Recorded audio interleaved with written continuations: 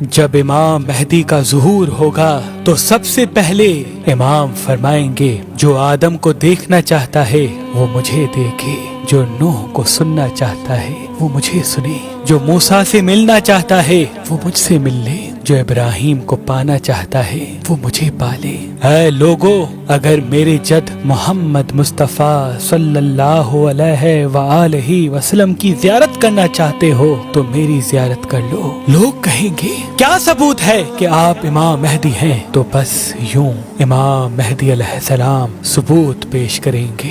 امام مہدی علیہ السلام کے ہاتھ میں ایک عصا ہوگا جو جنت کے درخت کی ایک شاخ ہوگی۔ امام مہدی زمین پہ جہاں جہاں وہ عصا ماریں گے وہاں سے پودے نکلیں گے اور فوراً درخت بن جائیں گے اور اپنے پھل ظاہر کر کے امام کی امامت کی گواہی دیں گے۔ اور امام مہدی کے پاس وہ علم ہوگا جو رسول اللہ نے امام علی کو دیا تھا۔ ہاتھوں میں وہ تلوار ہوگی جو آپ کے دادا علی ابن ابی طالب علیہ السلام اپنے ہاتھوں میں اٹھایا کرتے تھے، اور وہ علم اور تلوار لوگوں سے مخاطب ہو کے کہے گی کہ آج ہم صحیح ہاتھ میں موجود ہیں۔ امام مہدی کے ہاتھ میں اللہ شفا کو رکھے گا۔ امام جس کو ہاتھ لگائیں گے تو اس انسان سے لا علاج مرض بھی ختم ہو جائے گا۔ پھر سید حسنی امام کے پاس آ کر کہیں گے اگر آپ واقعی سچے ہیں تو رسول اللہ کی زرہ دکھائیں۔ امام مہدی علیہ السلام وہ زرہ سید حسنی کو دیں گے اور کہیں گے اس کو آپ پہنے۔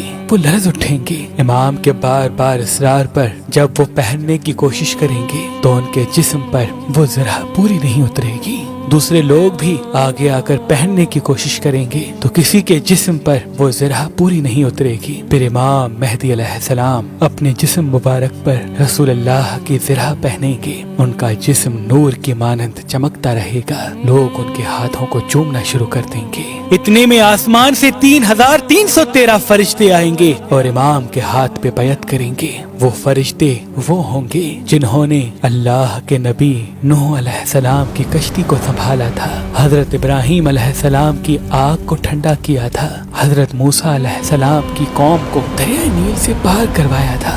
پھر اللہ کے نبی حضرت عیسیٰ علیہ السلام امام مہدی علیہ السلام کی گواہی دیں گے کہ یہ آخری حجت ہے، اور پھر آسمان سے 4000 فرشتے اور اتریں گے اور پوری دنیا میں یہ پیغام سب کو سنائی دے گا کہ آؤ امام مہدی کا ظہور ہو گیا۔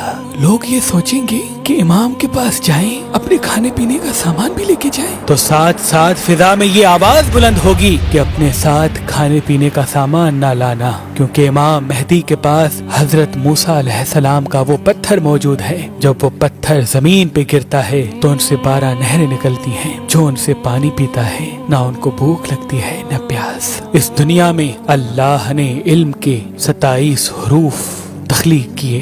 جب سے دنیا بنی ہے تب سے لے کے اس وقت تک اتنی جدت کے بعد بھی صرف 2 ہی حرف دنیا کے پاس علم ہوگا، امام مہدی علیہ السلام۔ باقی 25 حرف علم کے ظاہر کریں گے اور دنیا اس علم کو دیکھ کے حیران ہو جائے گی، اور سب سائنٹسٹ ریسرچ کرنے والے امام کی امامت کو قبول کریں گے۔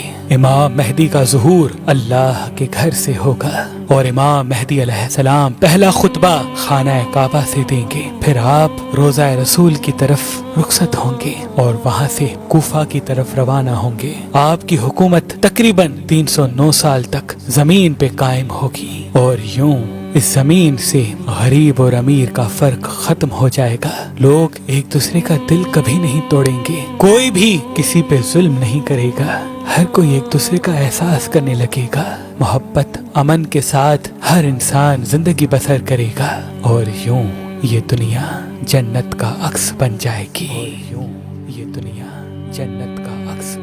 گی۔